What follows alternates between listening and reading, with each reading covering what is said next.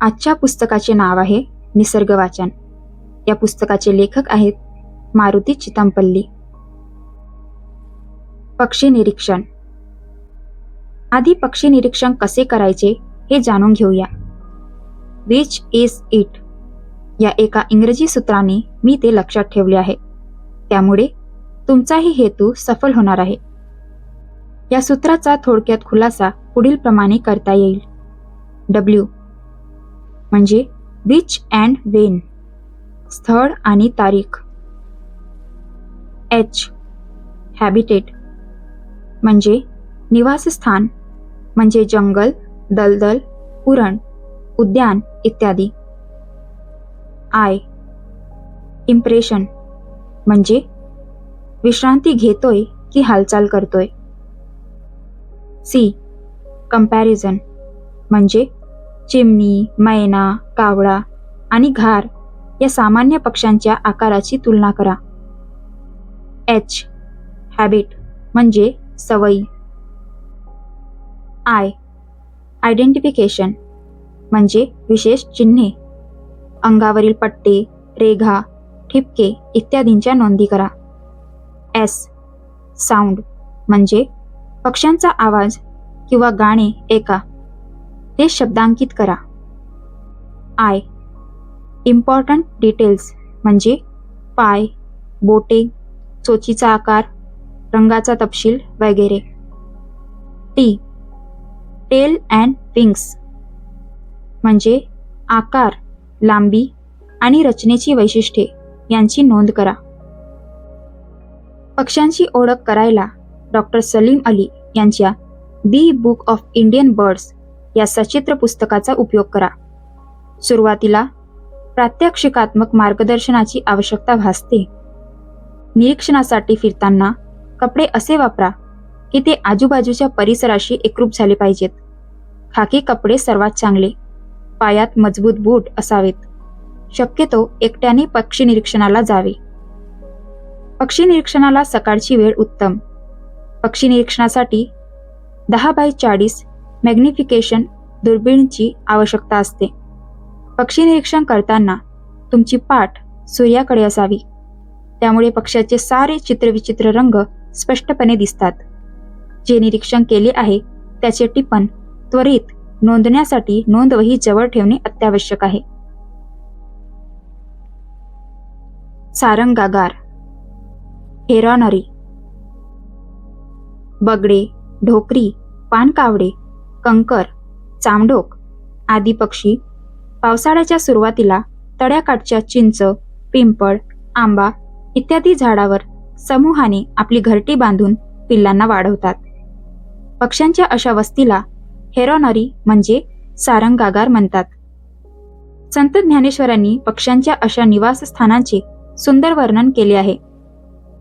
अहो आकाशाची या खोडे, दिसती ग्रहणगणाची कुडे, का महावृक्षी अविसाडे पक्षी जातीची. याचा अर्थ आहे, महाराज, आकाशाच्या खोडेत ग्रह समुदायाचे मेढे दिसतात किंवा विस्तीर्ण वृक्षावर अनेक पक्ष्यांची घरटी असावीत. सारंग म्हणजे हेरॉन, त्याचे आगार म्हणजे घर. यावरून सारंगागार शब्द रूढ झाला. झाडावरील सारंगागार नेहमी माणसांच्या वस्तीजवळ किंवा शहराच्या मध्यभागी आढळून येते. ओसाड गावातील तळ्याकाठच्या चिंचेवर अथवा पिंपळावर सारंगागार कधी निर्माण होत नाहीत, कारण या पक्ष्यांना मोठी घुबडे आणि गरुड यांच्यापासून भय असते. माणसाच्या वस्तीत हे शिकारी पक्षी क्वचितच येतात. सारंगागार असलेली झाडे सहज ओळखू येतात, कारण या झाडांवर पक्ष्यांची शीट उडालेली दिसते. या शीटेमुळे झाड अर्धमेले दिसू लागते. झाडाखाली शीट आणि अनावश्यक असलेल्या अन्नाचे गोळे जमिनीवर विखुरलेले असतात. या गोळ्यात पक्ष्यांनी खाल्लेल्या भक्ष्यांचे अंश असतात. त्यावरून त्यांच्या भक्ष्याचा अभ्यास करता येतो. पुण्यात अशी सारंगागारे कमला नेहरू उद्यानात आणि शिवाजीनगर रेल्वे स्थानकाजवळ नुकतीच आढळून आली आहेत. कमला नेहरू उद्यानातील रातढोकरीच्या सारंगाराला मी गेल्या वर्षी किरण पुरंदरे या पक्षी मित्राबरोबर भेट दिली होती. तेथे फिरायला आलेले नागरिक आमच्याजवळ तक्रार करीत होते की अशा झाडाखाली शीट पडून तिचा घाण वास येतो. अशीच तक्रार नवेगाव बांध तळ्याकाठच्या गावातील लोक करीत. त्यावर डॉक्टर सलीम अली यांनी उपाय सांगितला की अशा झाडाखाली भाताचा तूस आणि खाण्याचा सोडा यांचे मिश्रण पसरून द्यावे, म्हणजे दुर्गंधी येणार नाही. शिटेतील द्रव तूस शोषून घेतात. असे मिश्रण सुकल्यावर त्याचे उत्तम खत होते.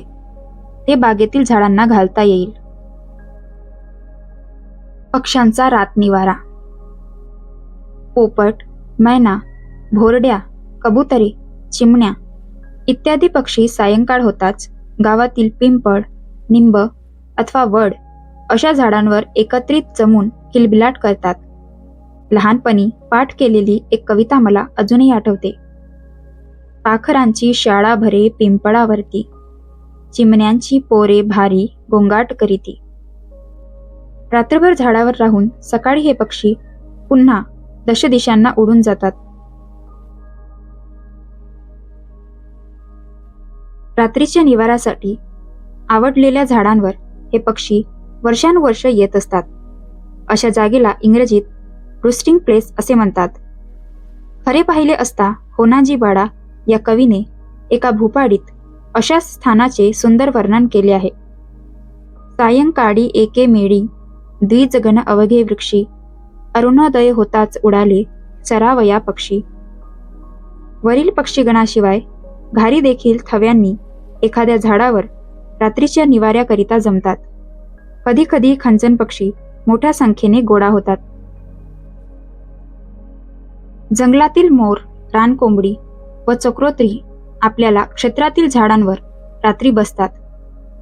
मोर ज्या झाडांवर बसतात त्यांना मोराची झाडे म्हणून ओळखतात.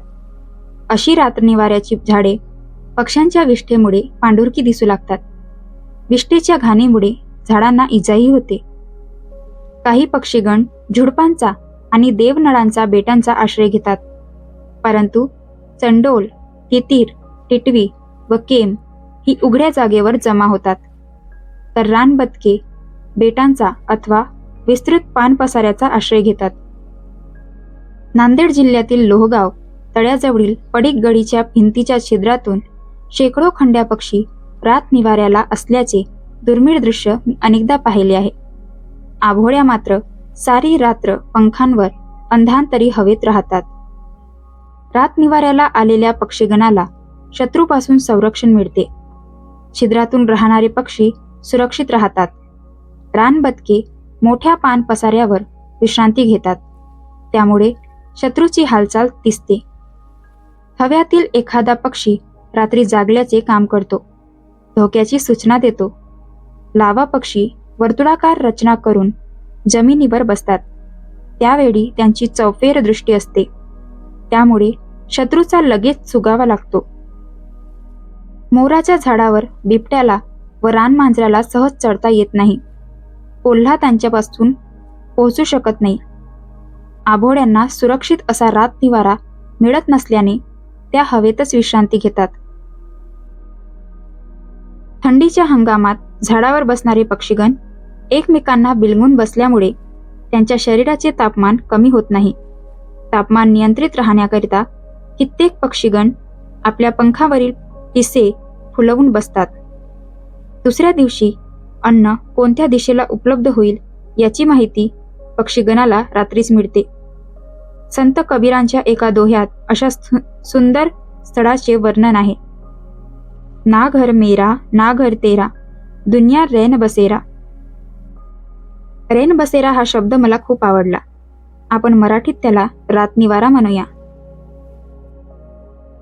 कावड्यांची घरटी. कावडे गावातील मृत झालेले कीटक आणि सरपटणाऱ्या उतरडणाऱ्या मेलेल्या प्राण्यांचे अवशेष खाऊन घाण नाहीशी करतात. परंतु कावड्यांची संख्या उत्तरोत्तर शहरातून तसेच खेडेगावातून कमी होत आहे. याचे मुख्य कारण म्हणजे शेती बागायतीसाठी विषारी औषधांचा होणारा अतिवापर. विषारी द्रव्ये खाऊन जे कीटक, उंदीर आणि सरपटणारे प्राणी मरतात ते कावड्यांच्या खाण्यात आले की ते देखील मृत्युमुखी पडतात. जगले वाचले तरी ते प्रजनोत्पादन करू शकत नाही. हजारो वर्षापासून कावडे हे माणसांबरोबर राहत आले आहेत. ते दीर्घायुषी असतात.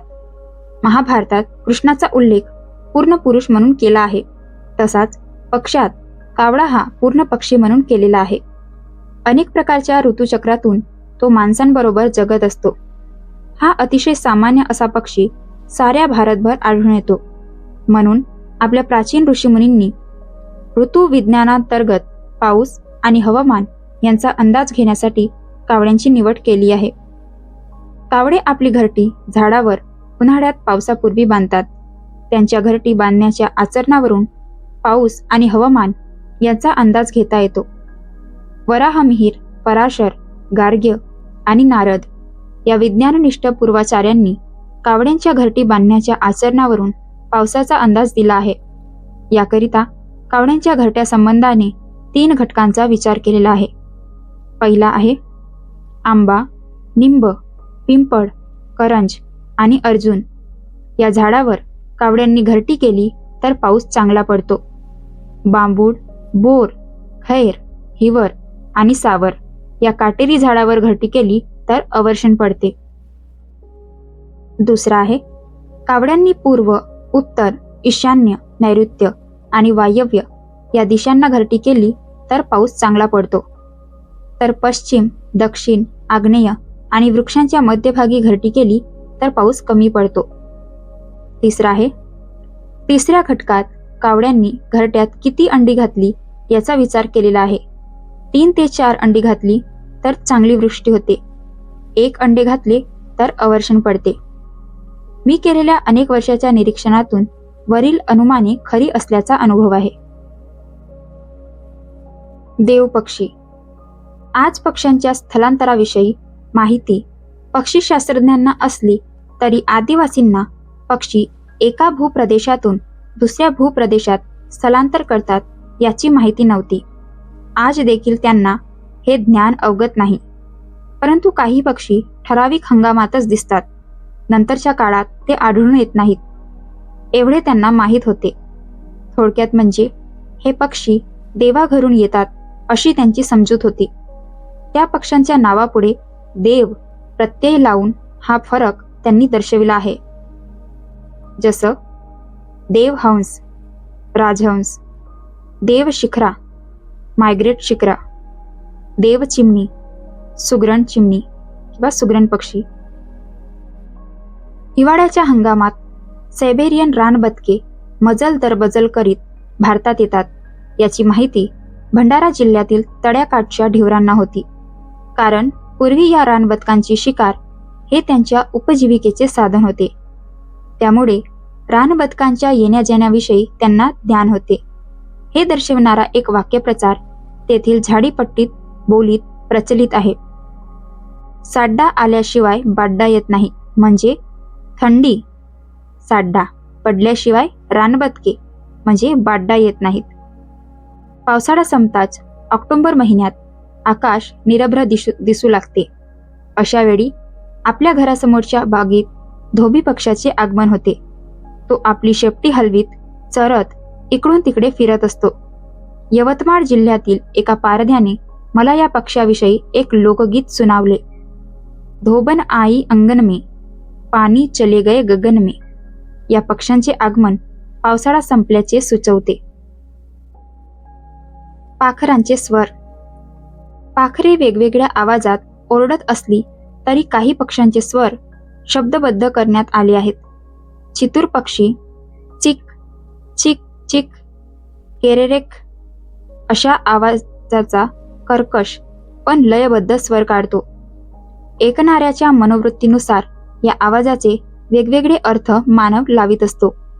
मोगल बादशाह बाबर आपल्या आत्मचरित्रात लिहितो, हे पक्षी सुभान तेरी कुदरत. तर इंग्रज पक्षीशास्त्रज्ञ टिटवीच्या आवाजाविषयी लिहितो की ती डिड यू डू इट किंवा पीटी टू डू इट असे म्हणतो. मेळघाटातील चिखलदऱ्यातील जंगलातून भटकताना माझ्याबरोबर अमरावतीचे निसर्गप्रेमी रमेश गणोरकर होते. इतक्यात चितूर पक्षाचा चचर चर चर चचर चर चर असा आवाज त्यांच्या कानावर आला. गणोरकर त्या आवाजाकडे माझे लक्ष वेधीत म्हणाले, तो पक्षी पराशंकर गोटा फेक असे म्हणतो. भंडारा जिल्ह्यातील ढिवरांनी गाव तित्राचा आवाज पुढील प्रमाणे शब्दबद्ध केला आहे. तितिराश्ती तितिराश्ती किंवा किडानको किडानको अथवा तिडिंकोको तिडिंकोको किंवा राजकर खेकड्या अथवा त्रिनकोको त्रिनकोको. ठाणे जिल्ह्यातील डहाऊ भागातील वारली आदिवासी टिटवी नेने टेकव नेने टेकव नेने टेकव असा आवाज काढते म्हणतात. काही पक्ष्यांचे आवाज पुढील प्रमाणे शब्दबद्ध केले आहेत. भटतितर, भूत तितर, चकडम चकडम किंवा भूत परडक. चातक, टाक तिवा. पावश्या, पोट्या काकू, भोजे काकू किंवा पेरते व्हा. भारद्वाज, कुकुडकुम. मासे खाणारे घुबड, कुठं गेली होतीस.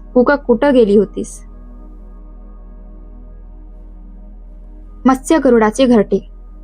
नवेगाव तळ्याच्या मध्यभागी मालडोंगरी नावाचे बेट आहे. त्या बेटावर पाखडीचे झाड आहे. या झाडाच्या मध्यावर मत्स्य गरुडाच्या रिंग टेल फिशिंग ईगल जोडीने घरटे केले होते. त्याचा विणीचा हंगाम संपला की जवळच असलेल्या इटिया डोहाकडे ते निघून जायचे. गरुड निघून गेले की मी त्या बेटावर डोंगीतून जायचो. बरोबर भिवाढिवर असायचा. घरट्याचा विस्तार जवळजवळ बैलगाडीच्या चाका एवढा होता. डिसेंबर महिन्यात गरुडाची ती जोडी परत बेटावर येई अन घरट्याची डागडुजी सुरू होई. तळ्याकाठच्या झाडांच्या फांद्या गरुड मोठ्या कौशलाने तोडायचा. फांदी खाली पडते न पडते तोच मादी ती पंजात धरून बेटाकडे उडत जायची. गरुड एखादी हिरव्या पानाची फांदी पंजात धरून तिच्या मागोमाग जायचा. मादी कँग कँग कँग कँग अशी मोठ्यानं ओरडायची. गरुड केन केन केन केन अशा आवाजात तिला साथ द्यायचा. घरटे बांधून तयार झाले की मादी त्यात 2 अंडे घालायची अन उगवायला सुरुवात करायची. या दिवसात सायबेरियाहून आलेल्या रानबदक्यांचे थवेच्या थवे तड्यात चरत असायचे. बेटाभोवती चरत असलेल्या रानबदकांची नर शिकार करायचा. त्यावेळी रानबदकांच्या थव्यांचा पाण्यातून वर उडाल्यामुळे प्रचंड गडगडाट व्हायचा. त्यातून एखादे बदक त्याच्या तावडीत सपटायचे. पिले मोठी झाल्यावर गरुड जोडीने शिकार करीत. मादी रानबदकांच्या थव्याला हुसकावून दे. मोठा कल्लोळ माजे. मेघगर्जना व्हावी तसा रानबदकांच्या पंखाचा आवाज येई. संधी साधून गरुड एखाद्या रानबदकावर झडप घाली. परंतु मत्स्य गरुड करीत असलेली माशांची शिकार पाहणे मजेशीर असते. उंचीवरून पाण्याच्या पातळीवर ते जलात पोहणाऱ्या माशांचा मागोवा घेत उडत असे. एखादा मासा आवाक्यात येतोय याची खात्री होताच तो त्यावर झडप घालून पंजात धरून त्याला बाहेर काढी. त्याला सरळ घरट्याकडे नेई आणि मादीच्या स्वाधीन करी. एकदा नराने आपल्या आवाक्याबाहेरच्या मोठ्या माशावर झडप घातली. पंजाची तीक्ष्ण नखे माशाच्या अंगात रुतली. पण मासा खरोखरीच शक्तिमान होता. त्याने त्या गरुडासह पाण्यात बुडी घेतली. तो गरुड पुन्हा कधी दिसला नाही. दुसऱ्या वर्षी परत तिथे गरुडाची जोडी दिसली. त्यापैकी एक नवागत तरुण गरुड होता. मादीबरोबर तो उंच आभाळात उडायचा. ती त्याचा अनुनय करायची. प्रेम भावना कुणाला शिकवावी लागत नाही. ती प्राणीमात्रात उपजतच असते. कधी कधी आभाळात ती एकमेकांचे पंजे पकडून उडत. मादी त्याला सहज झेलून धरी. त्या खेळण्यात त्याला आनंद वाटे. बेटाभोवती धुके असायचे. सकाळची सोनेरी किरणे त्या धुक्यातून प्रवेश करताना तो परिसर मोठा सुंदर दिसायचा. जणू ती गंधर्व नगरीच वाटायची. त्या नगरीतून त्या गरुडाच्या जोडीचा आवाज 2-3 किलोमीटर अंतरापर्यंत सहज ऐकू येई. हिवाळा संपल्यावर मात्र गरुडाची जोडी वर्षभर त्या परिसरात दिसायची नाही. ती इटियाडोहाच्या मोठ्या तळ्याकडे निघून जाई. हे सारे नाट्य मिनी बीचवर असलेल्या एका झाडाच्या ओठ्यावर बसून मी पाहत राही. मिनी बीच म्हणजे तळ्यात अंशतः बुडालेल्या डोंगराचे त्रिकोणाकार भूशीर होते. त्यावर हिरवीगार दाट झाडी होती. पुन्हा रसिक वनाधिकाऱ्याने तिथल्या तळ्याकाठी अनेक ट्रक वाळू पसरून त्याला बीचचे स्वरूप दिले होते. वनविश्रामगृहापासून मिनी बीच 5-6 किलोमीटर अंतरावर असल्यामुळे या निर्जन भागात पर्यटक क्वचित जात. त्यातील एखादे तरुण जोडपे तिथल्या प्रीतिकुंजात बसून तळ्याच्या पाण्याकडे पाहत असे. इथल्या जंगलात रानडुकराचे कळप होते. चौशिंगा हरणे पाण्यावर यायची. रात्री पाण्यात खेळणाऱ्या हुदण्यांचा शिडा ऐकू यायच्या. एखादे वेळी सुसरीसारखी दिसणारी पाणघोरपड तिथल्या शांत काठावर पडलेली असायची. काही वर्षांनी अंदाजे 100 ते 150 एकर क्षेत्र असलेल्या या बीचच्या एका बाजूने कालवा खणून त्याचे बेट तयार करण्यात आले आहे. तिथे ट्री टॉप रिट्रीट नावाचे वनविश्रामगृह फक्त लाकूड उपयोगात आणून बांधण्यात आले.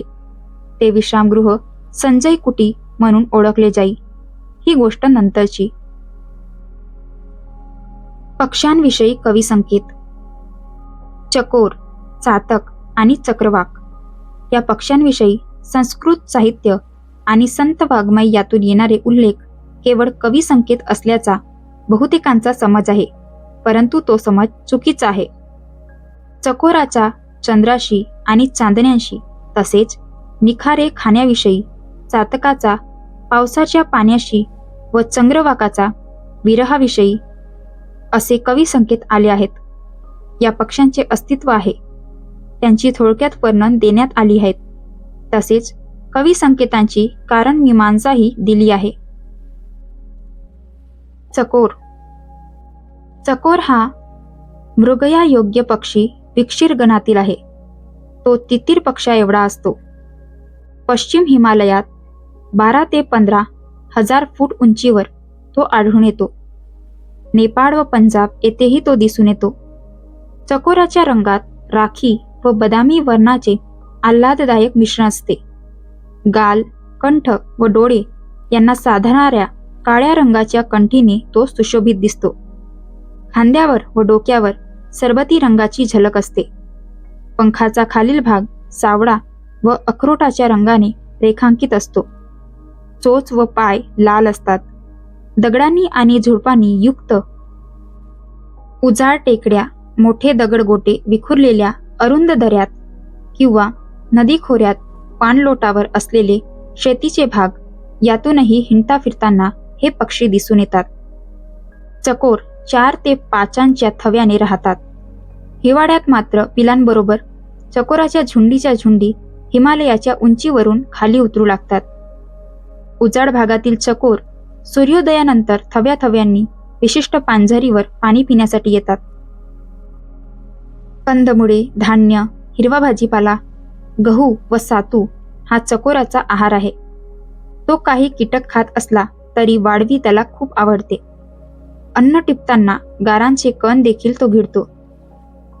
उष्ण प्रदेशात एप्रिलच्या सुरुवातीस व हिमालयासारख्या थंड प्रदेशात जून-जुलैमध्ये चकोराची मादी एखादी मोठी शिडा व झुडूप यांच्या आश्रयाने घरटे करून त्यात 7 ते 12 अंडी घालते. चांदण्याने आनंदित होणारा तो चकोर पक्षी अशी व्युत्पत्ती विग्रहकोशात सांगितली आहे. चकोर चांदण्यासाठी झुरतो, चकोरी चांदणे पिऊन मत्त झाली आहे इत्यादी उल्लेख प्राचीन संस्कृत ग्रंथात सापडतात. हेमचंद्राच्या मते चकोर ज्योत्स्नाप्रिय आहे. चकोरीची पिले तिच्याबरोबर शरद ऋतूत जंगलात चरत हिंडत फिरत असतात. ज्ञानेश्वरांनी त्याचे सुंदर वर्णन केले आहे. जैसे शारदीयेचे चंद्रकडे माझी अमृत कण कोवडे, ते वेधेंती मने मावाडे चकोर तलगे. वारुळातून वाढवी रात्री बाहेर पडते. सूर्यप्रकाश तिला सहन होत नाही. पिलांची जलद वाढ व्हावी म्हणून चकोरी पिलांना वाढवी चारते. चंद्राच्या प्रकाशात चकोरांना वाढवी सहज दिसते म्हणून चकोरकुळ चंद्रप्रकाशात वाढवी टिपताना दिसते. हे दृश्य पाहून कवींना वाटले की चांदणे टिपीत आहेत. संत कबीराने एके ठिकाणी म्हटले आहे, लागे लगन छूटे नहीं, जीभ चोच चरी जाय, मीठा कहा अडगार में, जाही चकोर चबाय. निखाऱ्याचे छोटे छोटे तुकडे चकोर खात असल्याचा उल्लेख राजेश्वर प्रसाद नारायण सिंग यांनी भारत के पक्षी या ग्रंथात केला आहे. चकोर निखारे खात असल्याचे त्यांनी समक्ष पाहिल्याची नोंद केली आहे. चातक. चातक म्हणजे पाईड क्रेस्टेड ककू. हा पक्षी आकाराने मैने एवढा, परंतु त्याची शेपटी मात्र लांब असते. काळ्या आणि पांढऱ्या रंगाच्या मिश्रणामुळे त्यास पाईड म्हणतात, तर त्याला शिखा असल्याने शेंडीवाला म्हणतात. शेंडीची पिसे काळी व हिरवी अशा दोन चमकदार रंगाची असतात. पंखाचा रंग कबरा व त्यावर एक पांढरी पट्टी असते. लांब शेपटीच्या टोकाची पिसे पांढरी असतात. गळा व छाती यांचा रंग देखील पांढराच असतो. हे पक्षी पाहू नये म्हणून पावसाच्या सुरुवातीला भारतात येतात. सप्टेंबर-ऑक्टोबरच्या दरम्यान ते भारत सोडून जातात.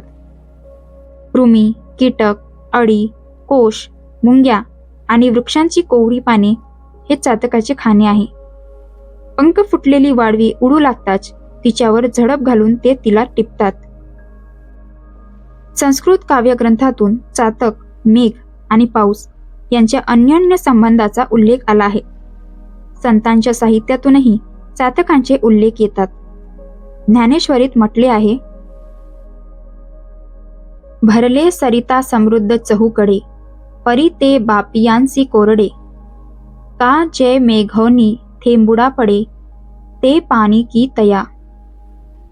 जिकडे तिकडे चारी बाजूंना नद्या आणि सागर भरलेले असले तरी चातकाला ते कोरडे असल्यासारखे आहेत, कारण ज्यावेळी खास ढगातून पावसाचे थेंब पडतील त्या वेळेलाच त्याला पाणी मिळणार.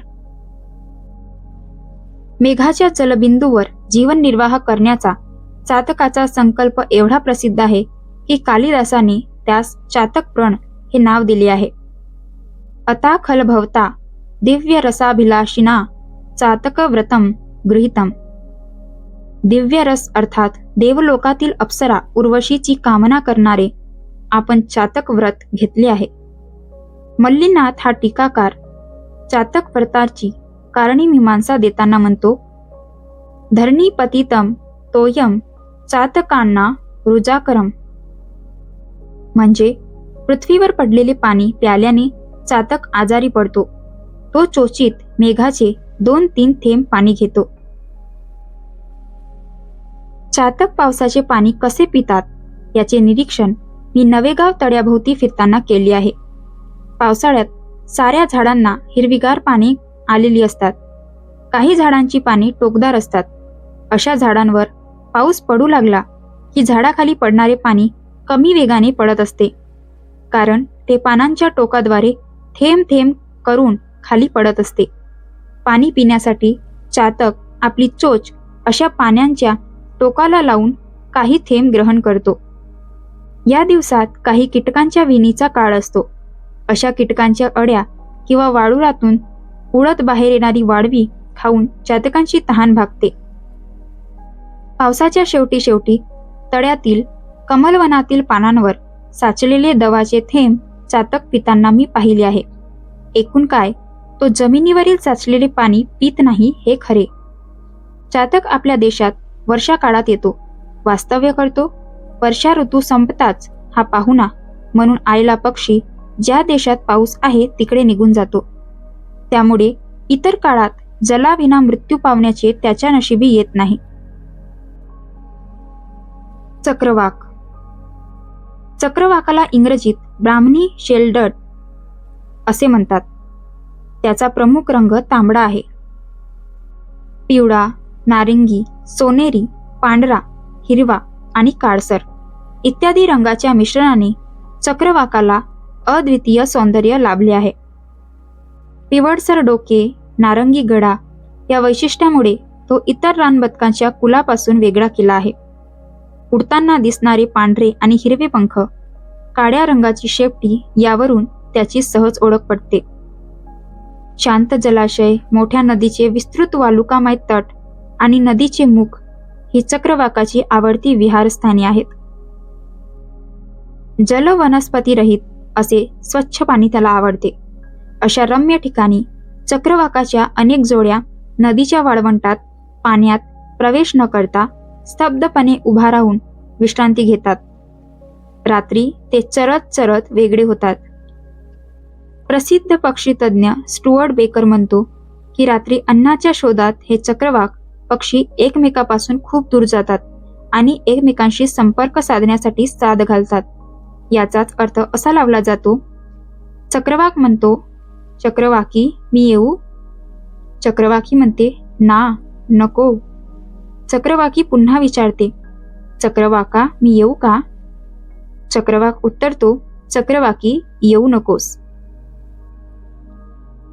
चक्रवाक ऑक्टोबर-नोव्हेंबरमध्ये उत्तरेकडून स्थलांतर करीत भारतात येतात. लडाख भागात त्यांची वीण होते. ते कोवडे धान्य, बी बियाणे तसेच छोटे मासे व झिंगे खातात.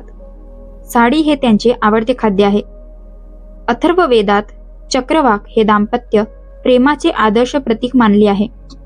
तसेच त्याला विरहव्यतेचेही प्रतीक दाखवण्यात आले आहे. हा पक्षी रात्री आहार शोधतो. तो कळप करून राहणारा असल्यामुळे रात्रीच्या अंधारात आहार शोधताना थव्याशी संबंध राहावा म्हणून हे पक्षी सतत एकमेकांना साथ देत असतात. त्यातूनच रात्रीच्या वेळी चक्रवाकाच्या होणाऱ्या विरहाचा संकेत निर्माण झाला आहे.